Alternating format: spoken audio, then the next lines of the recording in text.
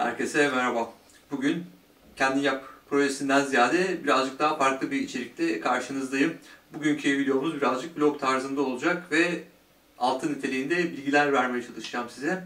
Zaten videonun başlığında da okudunuz. Bugün değineceğimiz konu tornacılıkta para var mı? Torna tezgahından para kazanılır mı? Torna para getirir mi? Konularını işlemeye çalışacağız hep beraber. Şimdi torna tezgahı nedir? Torna tezgahı nasıl kullanılır vesaire, bu işin ustalık kısmına falan çok fazla değinmiyorum. Ancak sektörde nasıl para kazanılır, bunun için neler gereklidir konusuna birazcık değinmek gerekiyor. Her şeyden önce tabii ki olmazsa olmaz bir tane büyük, küçük, eski, yeni bir torna tezgahına ihtiyacınız var. Sadece torna tezgahını almak yetmiyor. Torna tezgahıyla beraber çeşitli yan tezgahları da edinmeniz gerekiyor. Matkap tezgahı olabilir, taşlama tezgahı olabilir.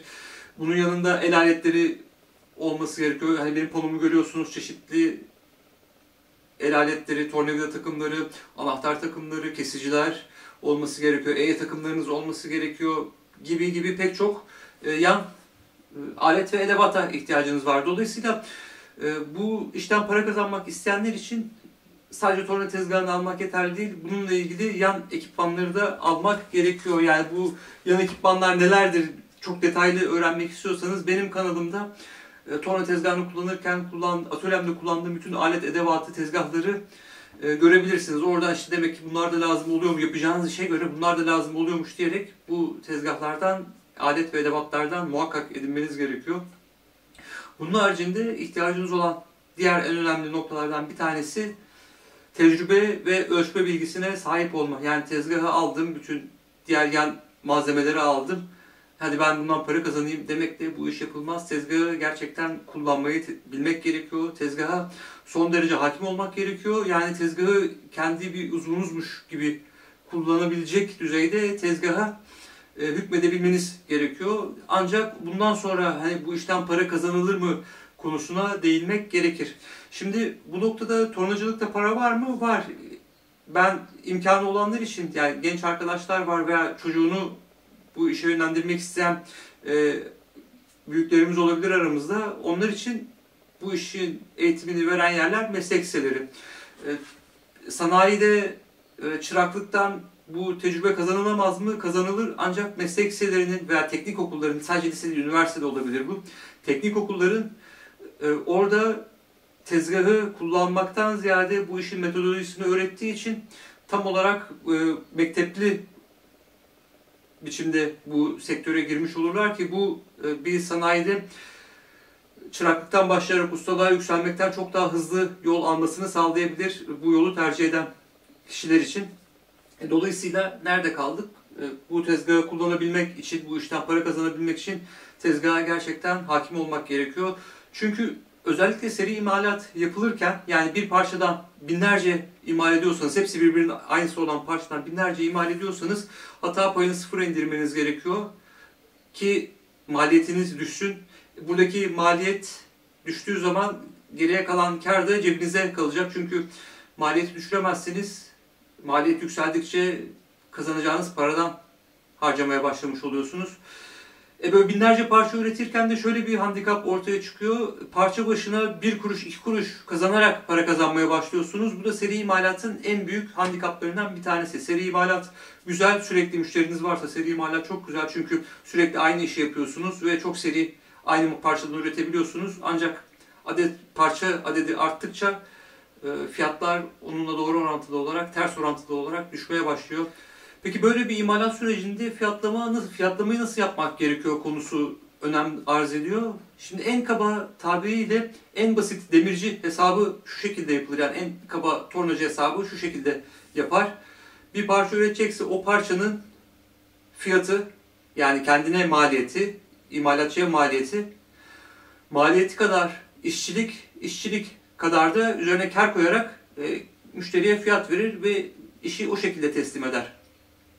Ya bu ne demek oluyor? İşte bir parça üretecek. Şimdi bu parça için bir fiyat oluşturalım. Örnek veriyorum, bu malzeme fiyatının bana maliyeti, yani imalatçıya maliyeti 100 lira. Ben bunun üzerine 100 liralık işçilik koyuyorum. 100 lira da kar koyuyorum. toplamı 300 lira etti. Dolayısıyla ben müşteriye 300 lira fiyat veriyorum. Müşteri bende pazarlık yapıyor. 280-275 lira gibi bir fiyata anlaşıp ben bu parçadan üretmeye başlıyorum. Tabii ki bu parçanın ederi 300 lira değil, 100 lira değil malzeme fiyatı. Bunun taş tahtasının 1 liralık malzeme var bunda. Şimdi ben buna 1 lira fiyat biçip 1 lira işçilik, 1 lira da kar koyarsam 3 lira para yapıyor bu. Dolayısıyla ben 3 lirayla ekmek yiyebilir miyim? Tabii ki 3 lirayla ekmek yiyemem. Ekmek yerim ama bundan 10.000 tane ürettiğim zaman ekmek yemeye başlarım. Dolayısıyla burada fiyat stratejisini, satış planını iyi yapmak gerekiyor. Dolayısıyla fiyat verirken yapılacak olan işe, emeğe göre de fiyat vermek gerekiyor. Bu az önce bahsettiğim ücretlendirme çeşidi tamamen en kaba demirci hesabının, demircilerin yaptığı hesap ile fiyat verme yöntemi. Ya piyasada en çok kullanılan yöntemlerden bir tanesi. Ancak bu işin feasible olabilmesi için ben bunu imal ediyorsam benim buna ne kadar para ayırdığım, ham maddeye ne kadar para ayırdım, bunun için ne kadar emek harcadığım, vakit ayırdığım ve ben bunu kaçı satırımı iyi kestirmek gerekiyor. Yine örnek veriyorum, örneğe devam ediyorum. Bu örnek üzerinden hareket edersek, işte bunu parçanın bana maliyeti 1 lira. Ben bunun üzerinde 3 saat işlem yapacağım. Dolayısıyla öyle bir fiyat vermeliyim ki hem maliyetini kurtarsın hem ben artan paradan yemek yiyeyim. Burada dikkat edilmesi gereken diğer bir husus noktaya geliyor. Çalışırken bir adam gün için kaç para kazanmayı hedefliyorsunuzu bulmanız gerekecek. Kabaca gene rakamları atarak söylüyorum. Şimdi 2.000 lira, 3.000 lira aylık benim gelirim olsa ben rahat ederim. Yani bir insansanız, yani bu demek oluyor ki günlük 100 lira para kazanmanız gerekiyor. Bir gün içerisinde 8 saat mesai olduğunu, 10 saat mesai olduğunu düşünürsek benim 1 saatlik çalışmam için benim 10 lira para kazanmam gerekiyor. Eğer ben bunun için 4 saat vakit harcarsam 10 liradan 40 lira önce kendi adam gün ücretimi koyup üzerine maliyet koyup atıyorum 1 liralık maliyeti var 41 lira. Tolerans olarak da 5 lira artı eksi 5 lira üzerine ücreti eklerseniz 46 lira, toplamda 46 liraya benim bunu satabiliyor olmam gerekiyor ki ben bunu benim bunu üretmem için harcadığım zamana değsin. Tabi bu işte dediğim gibi rakamları tamamen salladım. Aylık hedefiniz 3.000 lira olmak zorunda değil. Aylık hedefiniz 2.000 lirada, 2.500 lira da olabilir. Veya bu işi sadece hobi yapıp ek gelir elde etmek istiyorsanız günlük hedefinizi 50 lira koyarsınız. Günlük hedefinizi 20 lira koyarsınız. Ayda 600 lira para yapar gibi. Orada artık kendiniz karar vereceksiniz. Ancak bir parçayı üretirken ne kadar zaman harcayacağınızı iyi hesaplayıp ona göre fiyatlandırma yapmanız gerekiyor. Şimdi bu parçayı ilk defa üretirken tabii ki ilk üretimde belki 5 saat 6 saat uğraşacaksınız ama bundan çoklu sipariş gelirse atıyorum 50 tane istedi bir müşteriniz. Bir ilkini yaparken veya ikincisini yaparken, üçüncüsünü yaparken parça başına 4-5 saat harcıyorken 5. 6.'dan sonra parça başına 2,5 saat, 3 saatlere düşmeye başlayacak. Dolayısıyla daha kısa sürede aynı parçayı çıkartabiliyor olacaksınız. Çünkü eliniz yeteneğini kazanmaya başlayacak. Hep aynı parça ürettiğiniz için bir alışkanlık olacak. Dolayısıyla partinin sonuna doğru aynı malzemeyi çok daha seri şekilde üretebilir hale gelmeye başlayacaksınız.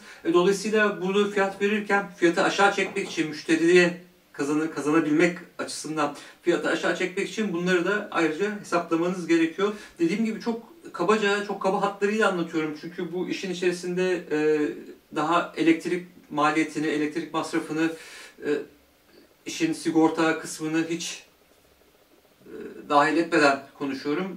Bu işte para var mı, bu işten nasıl para kazanılır konusuna değiniyoruz çünkü bu videoda. Şimdi bir de bu işin spesifik imalat kısmı var. Bu spesifik imalat dediğimiz noktada ne devreye giriyor? Piyasada seri üretimi yapılamayan veya işte bir kişinin özel ihtiyacını karşılayabilecek özel üretimler yapabiliyorsanız burada para kazanmanın sınırı yok. Hatta ucu o kadar açık ki ne kadar o şekilde müşteri bulduğunuzda doğru orantılı. O tip müşterileri bulmak çok kolay olmuyor ama bulduğunuz zaman, yani bir kapı açıldığı zaman kapıyı sürekli açar ve açıyor ve o yelpazeden sürekli para kazanmaya başlayabiliyorsunuz. Şimdi örnek vermek gerekirse Bu kanalda sürekli takip edenler hatırlayacaktır. Bunun kanalda yapım videosu var. Bu bir taşınabilir tabanca ve silah yağdanlığı. Normalde ben işte silahı olan insanlara, avcılara, işte TSK personeline, işte polisler kullanabilir, yapmak isteyenler olabilir diye bunu yapmıştım. İçinde küçük bir harbisi var. Ve güzel, şık, birbirinden farklı metallerin birleşiminden yapılmış bir şey. Dolayısıyla ben bunu yaptım. Birkaç arkadaşıma, avcı arkadaşıma ben bunu hediye ettikten sonra oradan çeşitli geri dönüşler almaya başladım. Ve işte bunun maliyeti bana 3-4 lirayken ben bunun tanesini 250-300 liraya satmaya başladım. Dolayısıyla bu benim için spesifik bir gelir kapısı oldu. Dolayısıyla benim bir tanesini yapmam 1 saatimi 2 saatimi alıyor. Karşılığında 200 lira, 250 lira satabilirseniz, mesela böyle bir ürün için söylüyorum, 300 lira, 400 lira gibi rakamlar kazanabiliyorsunuz. Yaptığınız iş ve kaça satabildiğinizle doğru orantılı bu. Böyle bir parçadan 1000 lira, 2000 lira para da kazanabilirsiniz. Yeter ki doğru müşteriyi bulun. Ya da örnek veriyorum, bu geçtiğimiz günlerde yapmış olduğum bu portatif e-sapı. Bundan çok fazla sipariş geldi. Gerçi yapmıyorum ama bir fiyatlandırma yapacak olsaydım bunun tanesine 200 lira fiyat biçerdim. Çünkü burada pazarlamasını yaparken el yapımı, koleksiyon ürünü ve şık bir tasarım olarak lanse edip bunu ihtiyacı olan müşterilere ulaştığım anda zaten ben bunu bu fiyata satmaya başlamış oluyorum. Bunun da maliyeti dediğim gibi çok yüksek değil. Alt tarafı birkaç parça pirinç ve bildiğiniz imalat çeliğinden yapılmış bir portatif e-sapı. Dolayısıyla burada ne sonuca varmış oluyoruz? Torna tezgahından para kazanılır. Torna tezgahı olunca para kazanılabilir mi? Evet, kazanılır. Sadece ne iş yaptığınız önemli. Şimdi daha başka bir örnek vereceğim. Görebiliyor musunuz bilmiyorum. Elimde küçücük minnacık bir pirinç parça var. Torna tezgahını ilk aldığım zaman diş hekimi olan bir ahbabım onların bu ağızlarda kullanılan o makineler için çok özel bir parçaya ihtiyacı vardı. Bunlar sürekli sarf malzemesiymiş ve sürekli aşınıyormuş ve sürekli değiştirilmesi gerekiyor. Yurt dışından tanesini yaklaşık işte 3 euro 4 euro gibi fiyata getirdiğini söyledi. Övgü, senin torna tezgahın var, bana bundan yapar mısın dedi. Böyle bir parçada, gene spesifik bir parça bu, çünkü piyasada seri imalatı çok fazla yapılmayan bir parça. Bundan 1000 tane yaptım. Bir tanesini yapmak aşağı yukarı 25 saniyemi alıyor. 1000 tane yaptım ve tanesine de 3 lira fiyat verdim. Dolayısıyla korkunç kısa bir zamanda çok yüksek miktarda para kazanıyorsunuz. Yani 6-7 saat gibi bir süre içerisinde 3000 lira, 4000 lira para yapmış oluyor bu. Dolayısıyla bu da spesifik bir iş. Ancak pek çok kişinin aklına gelmeyen, benim de aklıma gelmezdi. O tanıdığım vasıtasıyla şey yaptım. Normalde ben kendisinden para da almayacaktım. Çünkü işte bana sadece malzeme parasını vermen yeterli demiştim. Çünkü birkaç saat uğraşıp hemen bütün parçaları yapıp aradan çıkartayım diyordum ama ben ilk başta bir parti yaptım 100 tane ona. Bu arkadaşımın 10 tane diğer arkadaşımdan da sipariş gelince bir anda 1000 partilik çok ciddi bir seri imalata dönüştü. Toplamda 6-7 saat harcayarak 3000 lira, yani parça başına 3 lira para kazandım. Bana toplam maliyeti aşağı yukarı 200 lira civarında oldu. Geriye kalan ham madde maliyeti, geriye kalan para benim karım. Tabii bunun içine elektriği falan da katmak lazım ama dediğim gibi çok kabaca anlatıyorum. Dolayısıyla müşterisini bulduğunuz zaman bu işten para kazanılabilir. Hatta şöyle söyleyeyim, talaşlı imalat devam ettiği sürece, ki bu hiçbir zaman bitmez. CNC tezgahlar çıksa da bu tip konvansiyonel tezgahlar her zaman ekmek yemeye, para kazanmaya devam edecek. Tornacılıkta gerçekten para var. Benim konumum burada birazcık daha farklı. Ben bu işe ana gelir kaynağı olarak değil, sizin de yani bildiğiniz üzere YouTube'da sadece içerik üretmek, insanlara bir şeyler öğretebilmek ve bu tip tezgahları kullanmak benim hoşuma gittiği için ben bununla hobi olarak ilgileniyorum işin açıkçası. Dolayısıyla yarın öbür gün kendi işim, kendi şirketim yuvarlanmaya, taklaya gelmeye başladığı zaman elimde para kazanabileceğim bir tezgahım ve bir bileziğim, altın bileziğim var. Dolayısıyla ben sürekli bu konuda kendimi geliştirmeye çalışıyorum. Torna tezgahından para kazanmaya başlamak için öncelikle bakın, tekrar ediyorum, her şeyden önce ihtiyacımız olan tabii ki bir torna tezgahı ve bu tezgahın etrafında kurulmuş olan bir atölye. Atölye dediğim zaman bunun içerisinde pek çok farklı tezgahlar, alet, edevatlar, elektrikli aletler, el aletleri vesaire giriyor. Bunların olması da yeterli değil. Bu iş için çok ciddi tecrübeniz olması gerekiyor. Ölçüm yapmayı bilmeniz gerekiyor. Ölçü almayı bilmeniz gerekiyor. Teknik şema okumayı, teknik resim okumayı bilmeniz gerekiyor. Bunları bildikten sonra tezgahı kendi uzvunuzmuş gibi kullanmayı öğrenmeniz gerekiyor. Bu tecrübeyle olacak bir şey. Çünkü her ürettiğiniz her parçanın aynı parçanın üretiyorsunuz, tıpatıp aynı olması gerekiyor. Ölçüleri birebir aynı olması gerekiyor. Bu da doğrudan tecrübeyle alakalı olan bir şey. Onun haricinde birazcık esnaf olmanız gerekiyor. Müşteriyi bulmanız gerekiyor. Müşterinin isteklerine cevap verebiliyor olmanız gerekiyor. Artı bununla beraber fiyat stratejisi, fiyat planlaması, ücret planlaması yapmayı bilmeniz gerekiyor. Yani pek çok değişkeni bir araya getirip bunların hepsi bir bütün oluşturduğu zaman bu işten para kazanmaya başlıyorsunuz. Ama dediğim gibi en azından ben az önce verdiğim bu üç örnek için kendi başarı hikayemi anlattım. Dolayısıyla bu işe sürekli eğilmek isteyenler bundan çok daha fazlasını kazanabilirler. Kazanamazlar mı? Kazanırlar. Ama ağzınızın da laf yapması gerekiyor müşteriyi bağlamak için. Müşteri dediğinin halinden anlamanız gerekiyor. Dediğim gibi pek çok değişken var. Bu sadece metal torna tezgahı için. Bu tabii ahşap torna tezgahı için de bu konuşulabilir. Veya sadece böyle bir torna tezgahı alıp sadece metal işi mi yaparsınız? Hayır, yapmazsınız.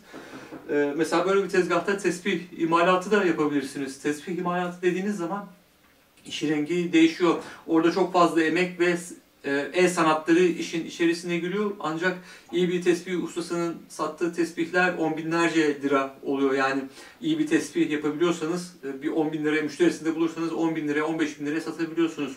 Veya orta karar piyasaya sürülecek kalitede tespihler üretirseniz, bir örnek veriyorum, bir kehribar tespih güzel eli tutulur, gündelik bir kehribar tespih 200-250 liraya satılıyor ve bir kehribar tespihi böyle bir tezgahta yapmak kolay. Ama bunun için de ne gerekiyor?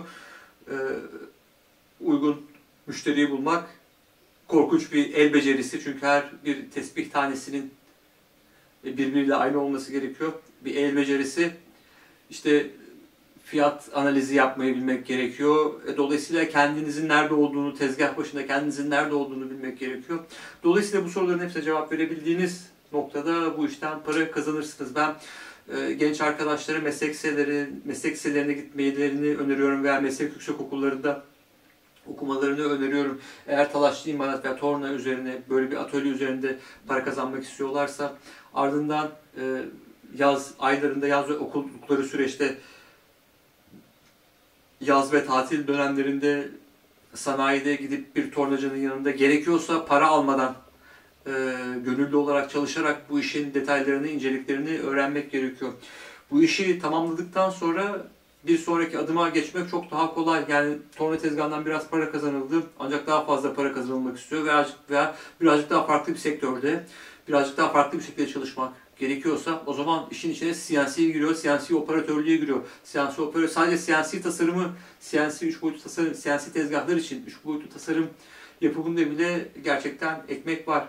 Dolayısıyla bu tasarımları yapabilmek için tabii bilgisayarın başında yapılıyor o tasarımlar ama işin birazcık hamurunu yoğurmak gerekiyor. Dolayısıyla o işlere bile girişmeden önce bu tip konvansiyonel tezgahlarda bir miktar çalışmak gerekiyor. Hayli bir miktar çalışmak gerekiyor. Saatlerinizi tezgah başında harcamanız gerekiyor. Ki işin mutfağında işi öğrenin, ondan sonra bir sonraki adımlara geçin.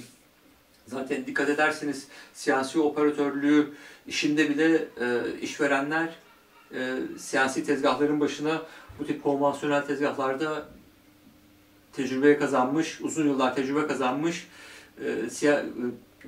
tezgah operatörlerini koymayı tercih ediyorlar. Dolayısıyla bir makine bölümünü bitirip ister lise olsun, ister üniversite olsun, ister yüksekokul olsun, ne olursa olsun okulu bitirip gidip CNC tezgah başında çalışmaya başlayamıyorsunuz. En azından kurumsal şirketler için.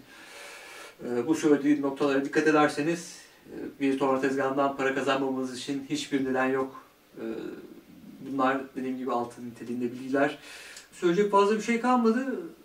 Umarım bu videodan istifade ederseniz en azından bu sektörde çalışmak isteyen arkadaşlar için aydınlatıcı bilgiler olmuştur. Aklınıza takılan bir soru varsa veya benim anlatmayı ihmal ettiğim bir konu varsa videonun yorumlar kısmında belirtirseniz çok sevinirim. Çünkü bildiğiniz gibi ben kanalıma yapılan yorumların çok büyük bir kısmına elimden geldiği kadar cevap vermeye çalışıyorum. Yorumlar kısmında bu konuyu tartışmaya hep beraber devam edebiliriz. Dediğim gibi beni sabırla izlediğiniz için şimdiden çok teşekkür ederim. Kanalıma abone değilseniz abone olun. Aboneyseniz de abone ol kutucuğunun yanında küçük bir tane çan resmi bulunuyor. O çan resmine tıklayarak bu kanaldan gelen bildirimlerin hepsini almak istiyorum derseniz, beni çok mutlu ederseniz. Bir dahaki videoda görüşünceye kadar hoşça kalın. Kendinize çok iyi bakın.